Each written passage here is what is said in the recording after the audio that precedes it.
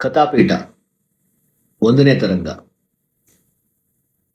ಆಹ್ ಸಮಕ್ಷಮದಳು ನಾ ಅಮ್ಮಾಗಿರಲು. ಆಹಾ ದೇವಾ ಅದೆಂತ ಸುರಾಗರಾಗರತಿ ಮಮ್ಮೀಟಿದೆದೆಯ ಆಹ್ ಹ ಆಹಾ. ಪರಾಶಕ್ತಿ ಪರಶಿವನ ಪ್ರಣಯ ಕೇಳಿ. ಇದಾದ ಮೇಲೆ ನಾನು ನನ್ನ ಆಡುಭಾಷೆ ಅರೆಭಾಷೆ ಕುಂದಗನ್ನಡದಲ್ಲಿ ಈ ಕಥೆಯನ್ನ ಹೇಳ್ಕೊಂಡು ಹೋಗ್ತೀನಿ. ದಯವಿಟ್ಟು ಕೇಳಿಸ್ಕೊಳ್ಳಿ. ಇಲ್ಲಿವರೆಗೆ ಬಂತಂದ್ರೆ ಈಗ ಹಾ ಒಂದ್ ಲೆಕ್ಕ ಗಮ್ಮತ್ ಮಾಡ್ರಿ. ಗಮ್ಮತ್ ಆಯ್ತು. ಈ ಉಂಡಾದ್ಮೇಲೆ ಒಂದು ತುಡು ಎಳುದಂದಿರುತ್ತಲೆ, ಹಾಗೆ ಹಬ್ಬಿಗೊಂದು ತೊಡು ಎದ್ದು ನಾಲ್ಗೆ ಆಡ್ಸ್ಕೊಂಡವಳು ಹೊಯ್ ಒಂದ್ ಒಳ್ಳೆ ಕಥೆ ಹೇಳ್ಯಾನಕ್ಕಮ್ಮ. ಅಪ್ಪಯ್ಯ ಆಗ್ಲೇ ಪರಾಧ್ಯಾನಕ್ಕೆ ಇಳ್ದ ಈತ ಅದ್ರಂಗ ಅವ್ರು ಹಿಂಗಿದ್ದವ್ರು ಹಿಂಗ್ ಮಾಡಿ ಅನ್ಕಂಡು ಕಥೆಯ ಹಾಗತ್ತೆ ಅನ್ಕಂಡು ಅಬ್ಬಿ ಸುಮ್ಮನೆ ಕಬ್ಬು ಕೇಳಲ್ಲ. ಅಲ್ಲ ಹಂಗಲ್ಲಿ ಹೇಳೋರಲ್ಲ ಮರ್ರೆ, ಅದು ಎಲ್ಲೆಲ್ಲೆಲ್ಲೋ ಹತ್ರ ಅಂಬ್ರ ಎಲ್ಲೆಲ್ಲೆಲ್ಲ ತಿರ್ತಾರೆ ಅಂಬ್ರ ಒಂದೊಳ್ಳೆ ಕಥೆ ಹೇಳೋದಲ್ದ ಹಂಗಾರೆ. ಕಡಿಗೆ ಮತ್ ಕಡಿಗೆ ಇನ್ನು ಪಂಚಾಯತಿಗೆ ಆತಿನಂತ ಮಾಡ್ಕೊಂಡು ಅಂತೂ ಅಪ್ಪ ಒಂದು ಕಥೆ ಹೇಳ್ಬಿಡ್ತು. ಮೊದಲನೇ ವ್ರತ ಅಂತ ಅದಾಗಲಿಗೆ ಒಂದ್ಸತಿ ಬ್ರಹ್ಮ ವಿಷ್ಣು ನನ್ ಕಾಣ್ಕಳಿ ಬಂದು ಅಷ್ಟೊತ್ತಿಗೆ ಅವರಿಗೆ ನಾ ಕಾಣ್ಲ, ಅವ್ರಿಗೆ ಕಂಡದ್ದು ಜ್ವಾಲಾಲಿಂಗ. ಅಲ್ಲಲ್ಲಲ್ಲ ಇದ್ಯಂತಪ್ಪ ಅನ್ಕಂಡು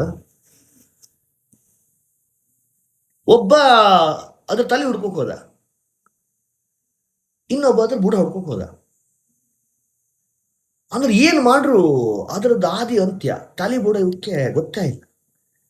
ಎಂತ ಇದು ಚಮತ್ಕಾರ ಅಂತ ಹೇಳಿ ನನ್ ಗಿರೇಸ್ದು ದರ್ಶನ ಬಗ್ಗೆ ಕೇಳು ಬಂದೆ. ಇದು ಎಂತ ಹಣ ನಮ್ಗೆ ಗೊತ್ತಾಯಿಲ್ಲ ಅದು ಹೇಳ್ರಿ ಗತಿ. ನಾನು ಅವರಿಗೆ ಜ್ವಾಲಲಿಂಗದ ರಾಶಿ ಬಿಚ್ಚಿಟ್ಟೆ. ಬಾಳ ಬಾಳ ಬಾಳ ಖುಷಿ ಪಟ್ಟು ಇಬ್ರು ಒಂದೊಂದು ವರ ಕೇಂದ್ರ. ನಾನು ಅಡ್ಡಿಲ್ಲ ಕೇಳಿ ಕೇಳಿ ಅಂದಾಗಳಿಕಿವ ಬ್ರಹ್ಮ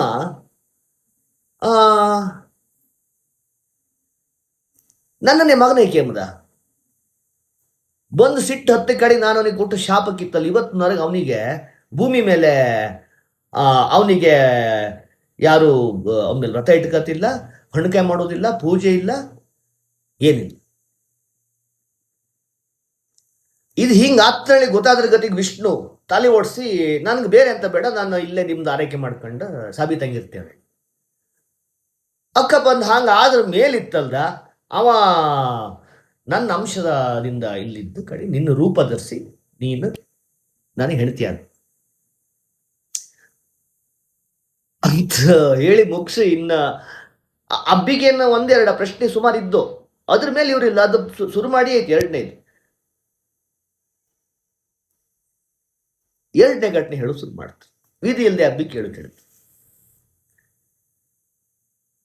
ಎರಡನೇದು ಅಂತಂದ್ರೆ ಇದು ಒಂದೇ ಅಲ್ಲ, ಇದಕ್ಕಿಂತ ಹಿಂದೂ ನೀನು ನನಗೆ ಹೆಂಡತಿಯಾಗಿ ಬಂದಿದ್ದೆ ಹಿಂದಿನ ಜನ್ಮದಾಗೆ.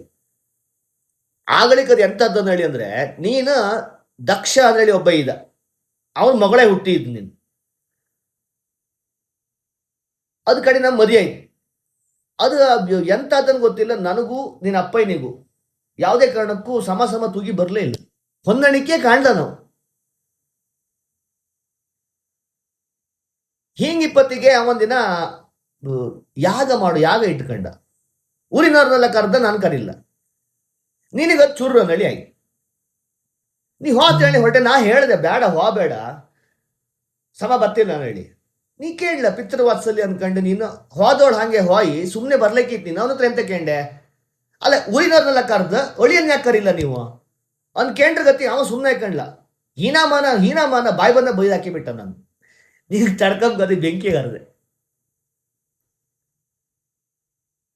ಆದ್ರೂ ಹೇಳ್ತೆ ಕಣ್ಣಿ ಗಟ್ಟಿಗಿತ್ತಿ, ಉಗ್ರ ಘೋರ ತಪಸ್ಸು ಮಾಡದ್ದು ಕಾಣ ಈ ಜನ್ಮದಾಗ ನೀನು ಪಾರ್ವತಿಯ ಮತ್ತೆ ವಾಪಸ್ ನನ್ನ ಹೆಂಡತಿಯ ಬಂದೆ.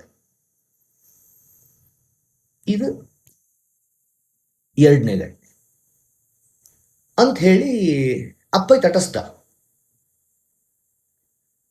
ಅಂದ್ರೆ ತಾಯಿಗೆ ದಿಗ್ಲೆದ್ದದ್ದು ಅರೆ ಕತೆ ಮುಗ್ದೇ ಆಯ್ತಾ ಕತೆ ಅಂದ್ರೆ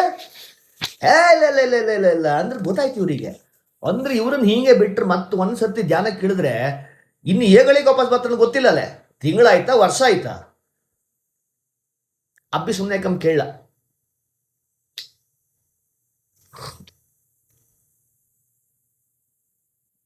ಸುಮ್ಮನೆ ಕಂತ್ರತ್ಲೆಗೆ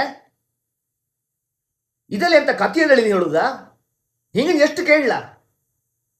ಇದನ್ನೇ ಹೇಳಿದ್ರೆ ನೀವು ನಂಗೆ ಕಥೆ ಹೇಳಬೇಡ. ಇದು ಅಲ್ಲ ಇಷ್ಟು ಬೇಗ ಹಂಗಾರೆ ನಂದು ಮುಗೀತ ಹಂಗಾರೆ ನಿಮಗೆ ನನ್ನ ಮೇಲೆ ಎಂತ ಆಕಷ್ಟು ಉಳಿಲ್ಯಾ? ಗಂಡಸ್ರ ಬಗ್ಗೆ ಎಲ್ಲ ಹಿಂಗೆ ಹಂಗಾರೆ ನಿಮ್ಮ ಹತ್ರ ಬೇರೆ ಎಂತ ಊರಿನ ಪಂಚಕ್ಕೆ ಕೇಳಿಲ್ಲ ನಾನು. ಒಂದು ಒಳ್ಳೆ ಕಥೆ ಹೇಳಿ ಅಂತ ಕೇಳೋದಷ್ಟೇ, ಮತ್ತೆಂತ ಕೇಳಲ್ಲ.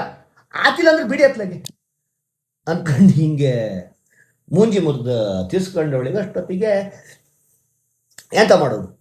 ಅಪ್ಪ ಇನ್ನಿಗೆ ಏನಾರು ಮಾಡಿ ಸರಿ ಮಾಡ್ಕಲೆ. ದೇವನರಿಯುತ ದೇವಿಯತನ ಬಾಗಿ ತಾತನು ಜಗನ್ಮೋಹನನಾಗಿ ದೇವಿಯ ಕಿವಿಗರಹುತ. ಒಕ್ಕಡ್ಡಿಲ್ದೆ ನಿಂಗೆಂತ ಸಣ್ಣ ಕಥೆಯಲ್ಲಿ ಆತಿಲ್ಲ. ಈಗ ದೊಡ್ಡ ದೊಡ್ಡ ಕಥೆ ಬೇಕಲ್ದ? ಬೃಹತ್ ಕಥೆ ಹೇಳ್ತೆ ಕಣ್ಣಿಗೆ, ಬೃಹತ್ ಕಥೆ. ಅದು ನೀನ್ ಮಾತ್ರ ಪುಷ್ಟಿಕೆ, ಮತ್ತೆ ಯಾರು ಇವತ್ತು ಯಾರು ಕೇಳಿಸ್ಕೊಳ್ಳೋದಿಲ್ಲ. ಇನ್ನು ಕೇಳಿ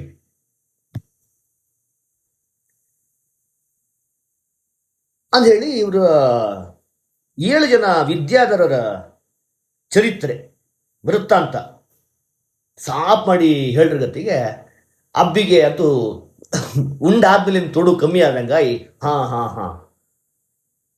ಅಂತ ಸಂಧಾನ ಆದ್ರ ಗತಿಗೆ ಎಲ್ಲ ಮುಗೀತು ಅನ್ಕೊಂಡ್ರ ಗತಿಗಿತ್ತಲ್ದ. ಅಲ್ಲೊಂದು ಗೋಸ್ರಾಯ್ತು, ಶಿವಲೋಕದಾಗ ಒಂದು ಗೋಸ್ರಾಯ್ತು.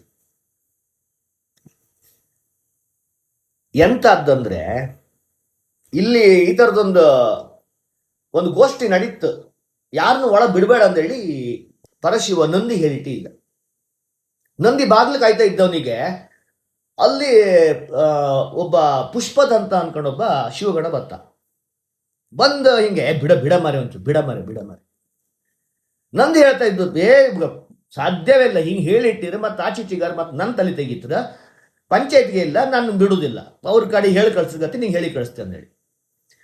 ಇವನಿಗೆ ಹೊಟ್ಟೆ ಅಂದ್ರೆ ನಾನೇನು ಬೇರೆ ಶಿವಗಣಕ್ಕೆ ನಾನು ಪರಮಾಪ್ತ ಬಳಗ, ನಾನು ಇವ ಯಾರು ನನ್ನ ತಡುಕೆ ಅನ್ಕೊಂಡು ಅವನು ಯೋಗ ಮಾಯ ಯೂಸ್ ಮಾಡ್ಕೊಂಡು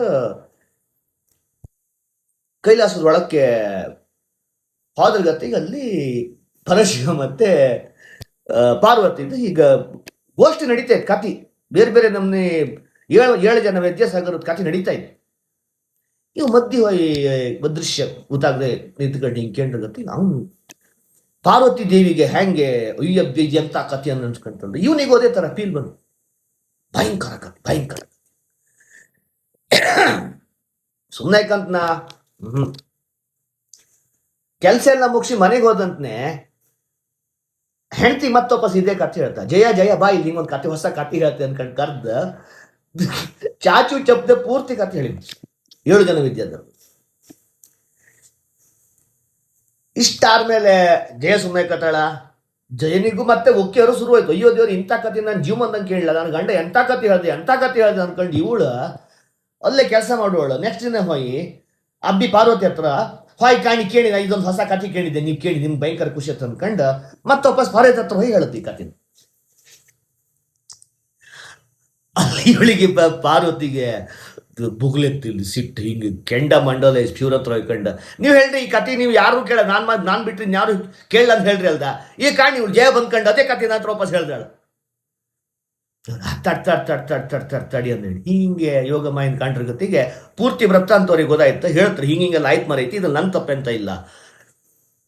ಹೌದಾ ತಡಿ ಅನ್ಕೊಂಡು ಆ ಪುಷ್ಪದಂತ ಹಿಂಗೆ ಯಾಕೆ ಬಂದು ವಿಚಾರಿಸ್ರ ಗತಿ ಹೌದಂತ ಇವಳು ಸಿಟ್ಟು ತಡುಕಿ ಸಿಟ್ಟು ಸಿಟ್ಟು ತಡೋಕೆ ಕೇಂತಿಲ್ಲ, ನೀ ಹಿಂಗೆ ಮಾಡಿದೆ ತಡಿ ನಿನಗೆ ಎಂತ ಶಾಪ ಕೊಡ್ತಿ ಅಂತ ಹೇಳಿ